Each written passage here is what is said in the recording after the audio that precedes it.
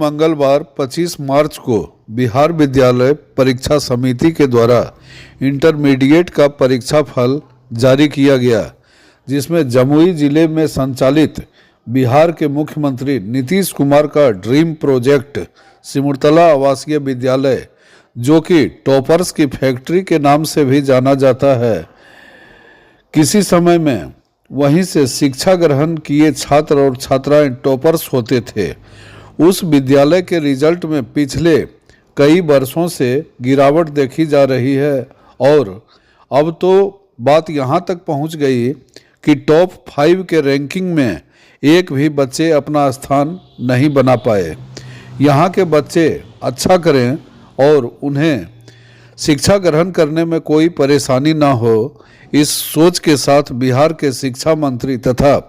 शिक्षा विभाग के तत्कालीन और चर्चित अपर मुख्य सचिव के पाठक ने भी सिमुलतला विद्यालय का निरीक्षण किया था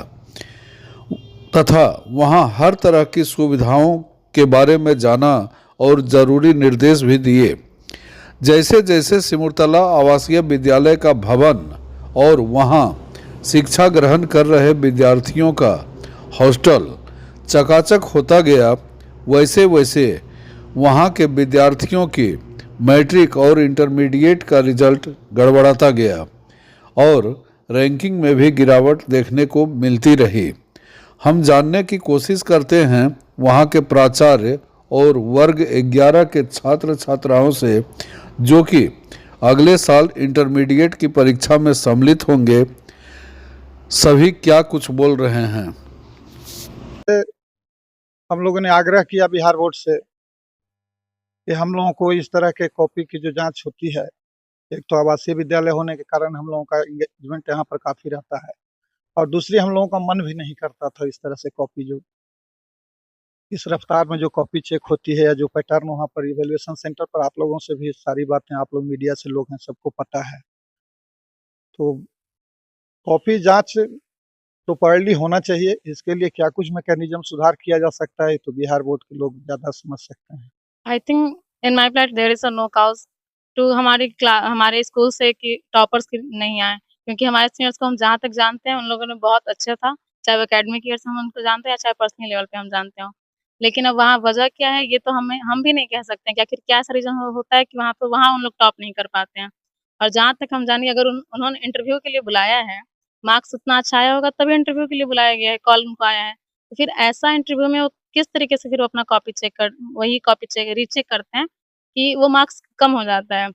और एवरेज मार्किंग करके उन लोग का मार्क्स कम होके टॉपर से 1-2 नंबर से वो नीचे हो जाते हैं। और हम चाहते हैं कि टॉपर्स का कॉपी डिस्प्ले किया जाए बिहार बोर्ड के वेबसाइट पे, ताकि हम देखें, सीखें कि आखिर किस तरीके से कॉपी लिखा जाए, आखिर हमारा कहाँ फ़ॉल्ट है, ताकि हम उस चीज़ को अपना फिर से ठीक कर सकें। हम भी अगर यहाँ पर आए हैं तो जो होल स्टेट से हम एक बिहार से उठकर इतने सारे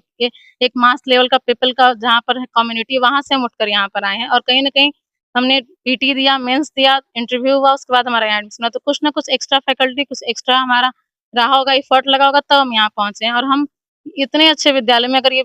श्री माननीय नीतीश कुमार जी का ड्रीम प्रोजेक्ट है और इसका व्यवस्था अगर आप जानेंगे तो उतना ही अच्छा है, और हम यहाँ इतना अच्छा तैयारी भी कर रहे हैं, उतना अच्छा राइटिंग भी डेवलप्ड है हमारा स्किल। तो आखिर क्या दिक्कत हो जाता है कि हमारा मार्क्स नहीं आता है और उनका मार्क्स उस समय अच्छा आ जाता है, जो यहाँ नहीं पढ़े, या फिर ऐसा नहीं है कि सिर्फ यहीं के बच्चे उतना अच्छा पढ़ते हैं, कहीं और बाहर के नहीं पढ़ते हैं। लेकिन हमारा इतना तो खराब नहीं रहता कि हम टॉप 10 भी ना कर पाएँ, फिर उतना मार्क्स भी हम ना अचीव कर पाएँ। तो हम भी चाहते हैं उन टॉपर्स की कॉपी देखना जो कि टॉप करते हैं। मतलब उसका इवैल्यूएशन का जो मैकेनिज्म है वो थोड़ा ज़्यादा मतलब अच्छे से डेवलप होना चाहिए, ज़्यादा ट्रांसपेरेंट होना चाहिए। जैसे हम सबका डिमांड है कि कॉपी डिस्प्ले किया जाना चाहिए, और जैसे आप बोल रहे हैं